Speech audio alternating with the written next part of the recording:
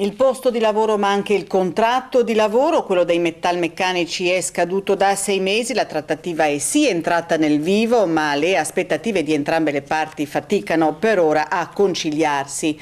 Tutti sperano in un rinnovo entro fine anno, stamane 4 ore di sciopero con presidi e volantinaggi, noi siamo andati fuori dalle acciaierie Valbruna a Vicenza. Hanno bloccato fino alla tarda mattinata tutto il traffico in zona industriale. A Vicenza lo sciopero dei metalmeccanici per il nuovo contratto ha interessato alcune centinaia di operai della Valbruna, della Beltrame e della Campagnolo. Le persone fanno fatica ad arrivare alla fine del mese eppure non si riesce a far fare passi avanti a questa trattativa. Questa giornata di lotta è tesa a chiedere che finalmente parti una trattativa vera che produca un risultato entro Natale, perché altrimenti temo che le cose si mettano anche male. Un po' di aumento ci vorrebbe delle nostre tasche che non ne abbiamo. Quanto prende lei? 1200 euro scarsi anche. Quanto chiedete di aumento?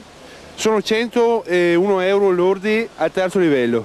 Non sembra che chiediamo tanto, no? Automobilisti e camionisti bloccati per ore sulla rotatoria, momenti di tensione ma anche solidarietà. Da quanto è fermo in coda? Troppo? Da troppo.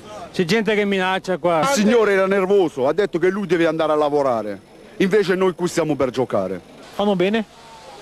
Ormai è una situazione impraticabile, va bene così.